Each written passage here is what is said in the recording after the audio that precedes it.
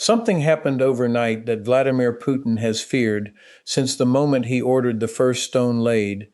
Ukraine struck the Kerch Bridge. Not for the first time, but what happened in the last 24 hours on that bridge is categorically different from every previous strike.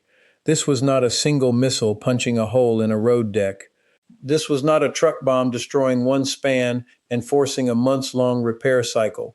What Ukraine executed against the Kerch Bridge last night was a coordinated, multi-vector strike operation that targeted the specific structural elements Russia has spent billions of rubles reinforcing since the first attack in October 2022.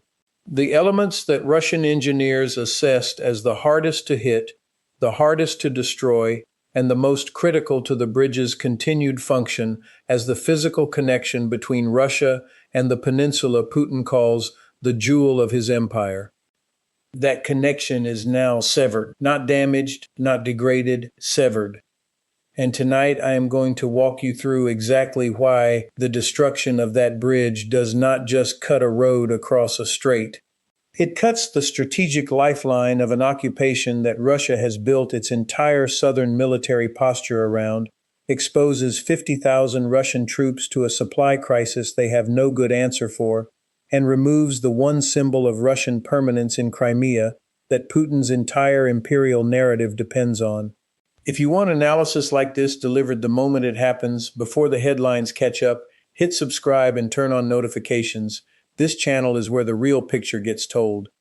Let me start with what the Kerch Bridge actually is, because Russian state media has spent 7 years cultivating a mythology around this structure that obscures its true strategic significance. Strip away the mythology and what you have is a logistics choke point, the single most important logistics choke point in Russia's entire military position in southern Ukraine, and last night Ukraine destroyed it. The Kerch Bridge, formerly named the Crimean Bridge by the Russian government, spans the Kerch Strait between the Taman Peninsula on the Russian mainland and the Kerch Peninsula on the eastern tip of Crimea. Its total length is 19 kilometers, making it the longest bridge in Europe by any conventional measurement. It consists of two parallel structures, one carrying a 4-lane road and one carrying a double-track railway, running side by side across the strait on a series of spans supported by concrete piers driven into the floor of the Kerch Strait at regular intervals across its entire length. Putin opened the road section personally in May 2018, driving a construction truck across it in a ceremony broadcast live on Russian state television to an audience of millions. The railway section followed in December 2019. The opening was presented as the definitive physical proof of Russian permanence in Crimea, the concrete and steel answer to anyone who questioned whether Russia intended to hold the peninsula it had annexed 4 years earlier. If you build a 19-kilometer bridge, the message was clear. You are not planning to leave. I understood that message when I watched those ceremonies in 2018 and 2019. I understood it the same way every NATO commander in Europe understood it. The bridge was not primarily a transportation project, it was a strategic communication. It told Ukraine, told NATO, told the entire international community that Russia considered Crimea permanently integrated into Russian territory and was willing to invest the engineering resources and political capital necessary to demonstrate that permanence physically. What Ukraine did last night is a strategic communication of equal clarity in the opposite direction. No bridge lasts forever when the people it was built to suppress have the weapons and the will to destroy it.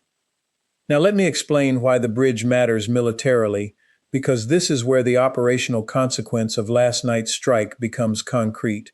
Crimea is an island. Not technically, because the narrow strip of land connecting it to southern Ukraine at the Perekop Isthmus makes it a peninsula by geographic classification.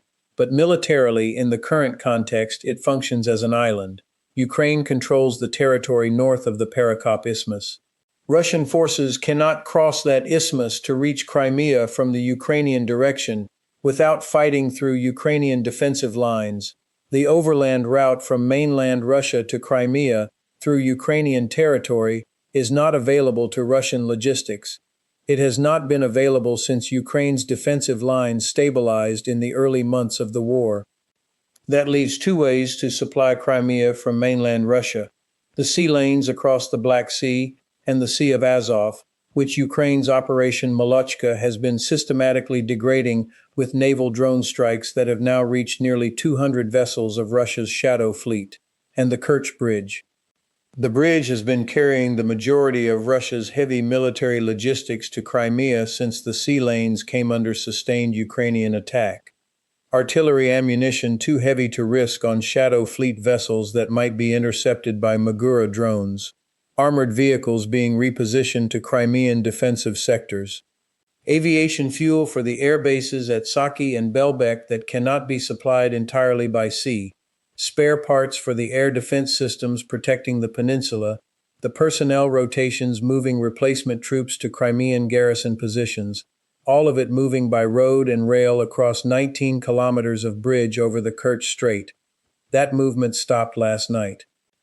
Let me walk through what Ukraine actually struck, because the target selection reveals the same operational intelligence and strategic sophistication that has characterized every major Ukrainian strike operation of the past 18 months.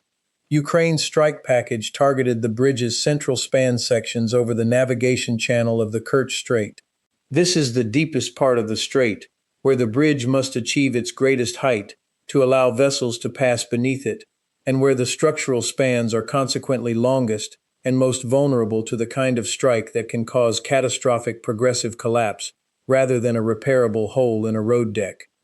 The October 2022 truck bomb strike damaged the road deck and caused a partial fire-related collapse of adjacent spans, but left the railway section largely intact and allowed Russia to restore partial road traffic within weeks and full capacity within months.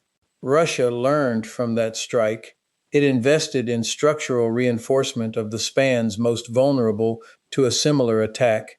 It deployed air defense systems specifically positioned to protect the bridge approaches.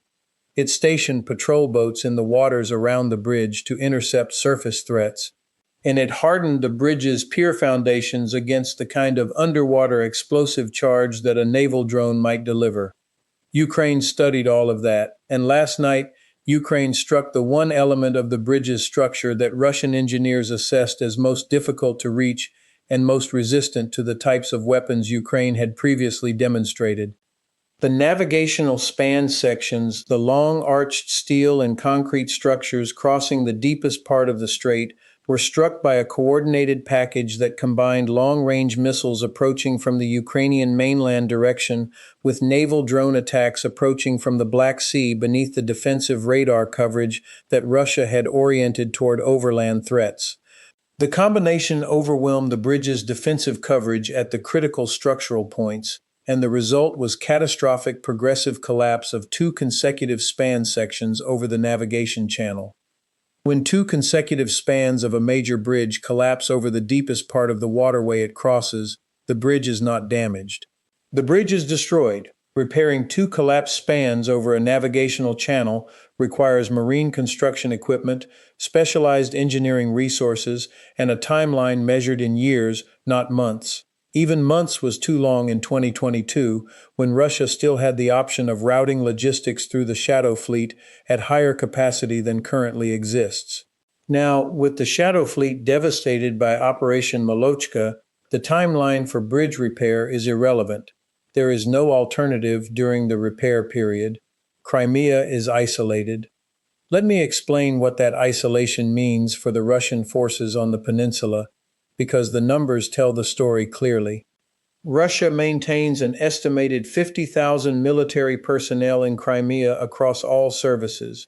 Ground forces occupying defensive positions on the northern approaches to the peninsula. Air Force personnel at Saki and Belbek and Hovardiyevsk. Naval infantry and coastal defense units protecting the shoreline.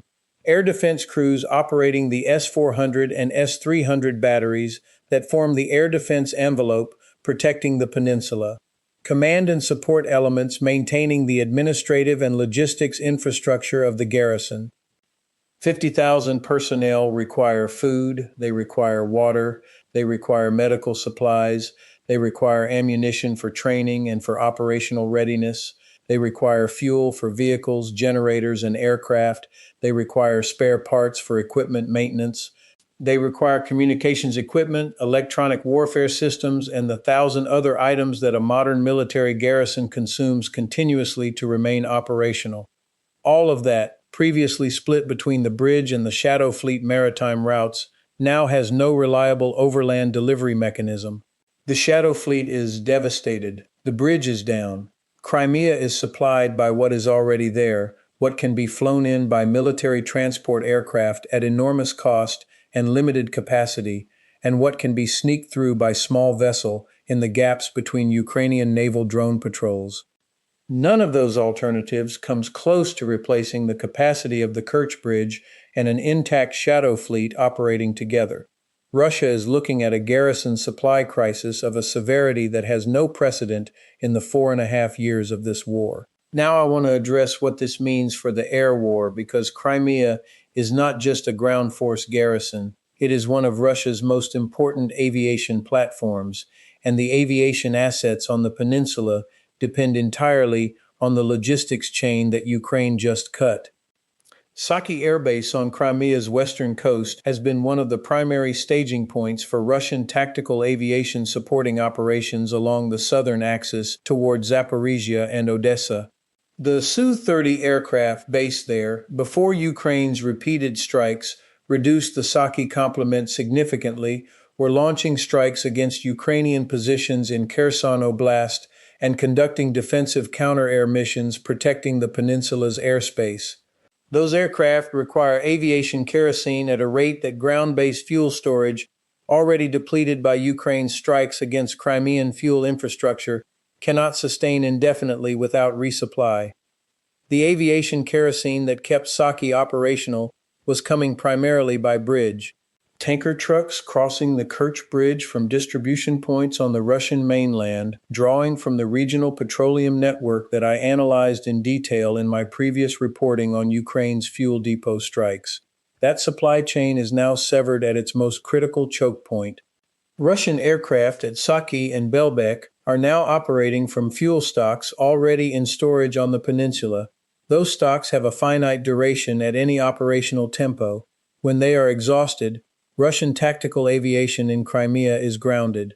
Grounded tactical aviation in Crimea means no more glide bomb attacks from the southern direction. It means reduced air defense capability over the peninsula itself. It means that the air umbrella Russia has maintained over its Crimean garrison is beginning to collapse from the inside. I have been watching the cumulative effect of Ukraine's Crimea campaign build for months. The Shadow Fleet strikes cutting maritime logistics. The Saki Air Base strikes reducing tactical aviation capacity. The fuel depot strikes in Saratov reducing the regional petroleum supply that feeds Crimean logistics. And now the bridge strike, the single most consequential action against Russian logistics in the entire war, removing the overland spine that all of those other campaigns were designed to stress. This is what operational art looks like. Ukraine did not simply strike the bridge last night. Ukraine struck the bridge at the moment when every alternative supply mechanism for Crimea had already been degraded to the point where losing the bridge tips the garrison from a stressed but sustainable supply situation to a critical supply crisis with no near-term resolution. The timing is not coincidental. It reflects exactly the kind of campaign design thinking that I have been watching develop in Ukrainian military operations over the past 18 months. Let me address what Russia will attempt to do in response, because understanding Russia's options and their profound limitations is essential for assessing what happens next on the Crimean front. Russia's first option is emergency airlift.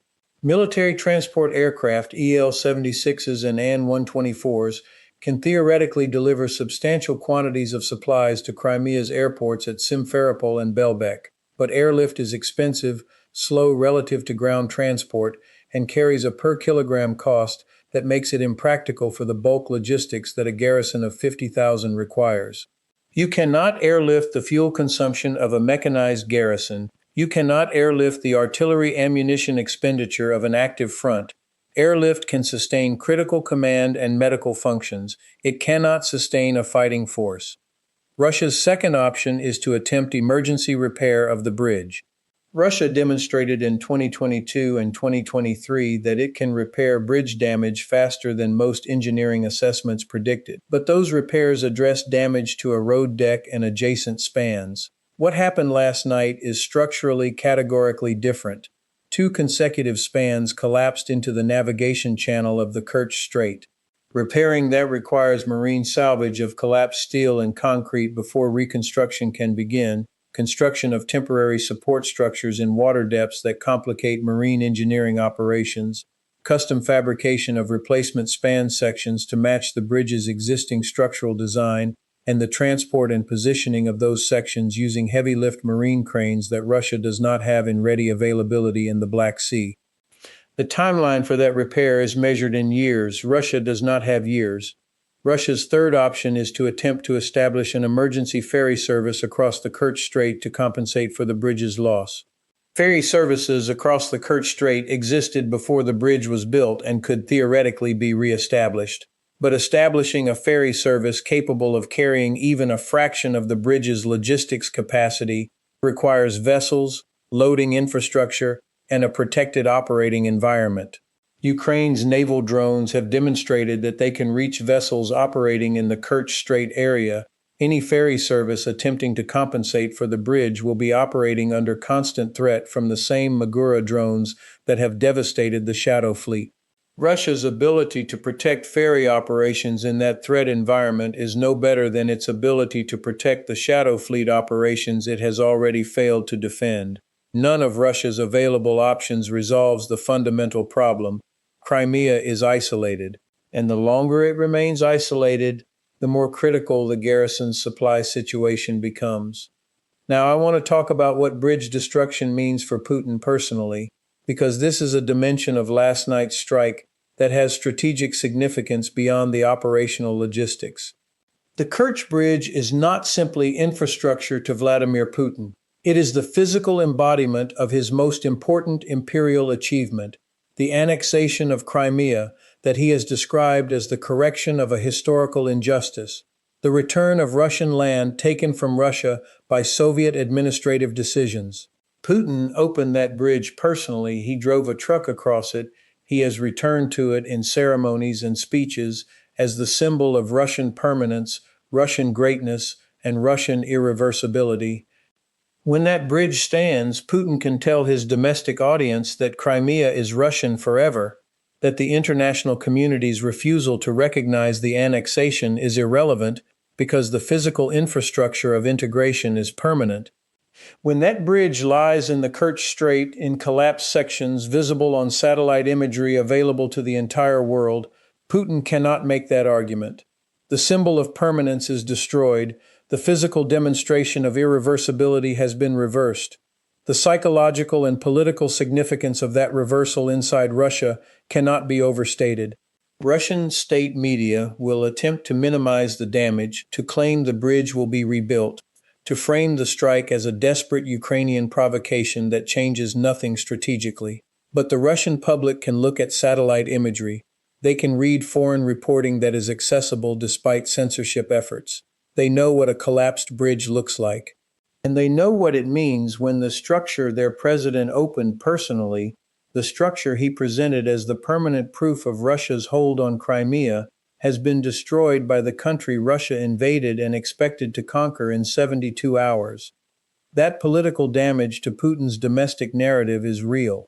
It is significant, and it comes at a moment when Russia's domestic political environment is already under pressure from 4.5 years of wartime casualties, economic sanctions, and a military campaign that has consumed far more blood and treasure than the Russian public was told to expect when it began.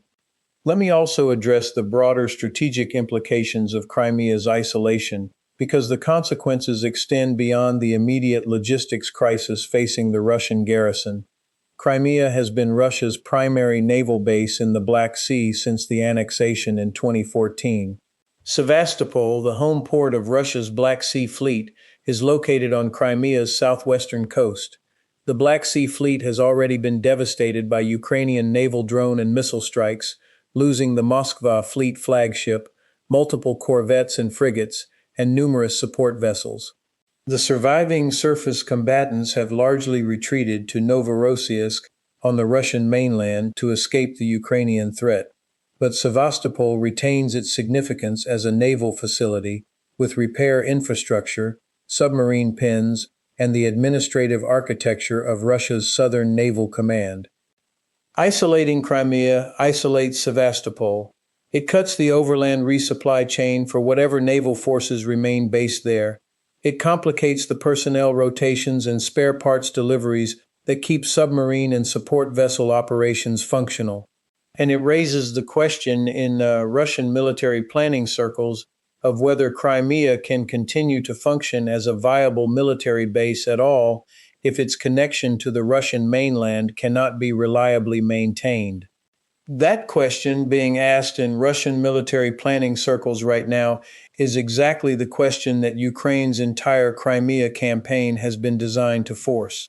Not to capture Crimea through a frontal ground assault that would be extraordinarily costly, but to make Crimea so expensive to hold, so difficult to supply, and so strategically compromised as a military platform that Russia's own planning calculus begins to shift toward consolidation and away from the forward military posture that Crimea makes possible. The bridge going down is the most dramatic single development in that campaign since the annexation itself. I want to step back and give you the full strategic picture as I see it right now, because this moment deserves that kind of assessment. 4.5 years ago, when Russia launched its full-scale invasion, the strategic geography of this war looked overwhelmingly favorable to Moscow. Russia controlled Crimea, giving it a southern platform from which to threaten Ukraine's entire Black Sea coast. It held a land bridge connecting Russian territory to Crimea through the occupied portions of Zaporizhia and Kherson oblasts. It had a functional Kerch Bridge carrying logistics at full capacity. It had a Black Sea fleet capable of projecting naval power across the entire sea. And it was launching a multi-axis invasion that Russian military planners expected would collapse Ukrainian resistance before any of those strategic assets came under serious threat. Look at that geography today. The land bridge Russia fought to establish is under continuous Ukrainian pressure. The Black Sea Fleet is devastated, its surviving combatants hiding in Novorossiysk.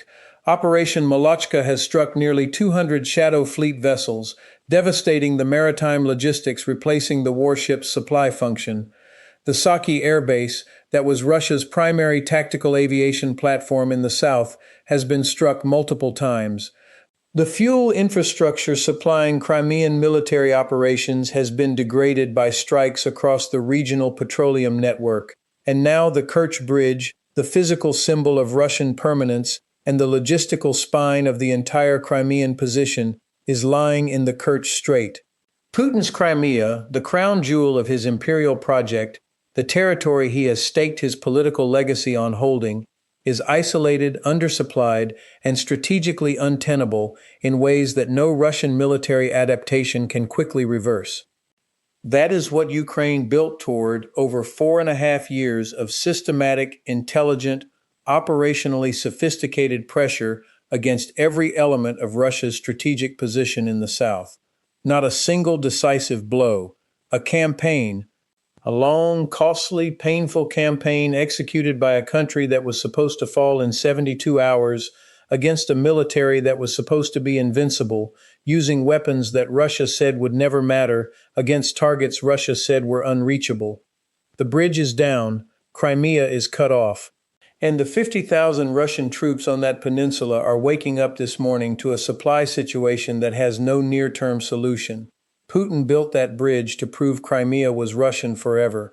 Ukraine just proved otherwise. Stay sharp, stay informed. We will be back as this campaign continues to develop.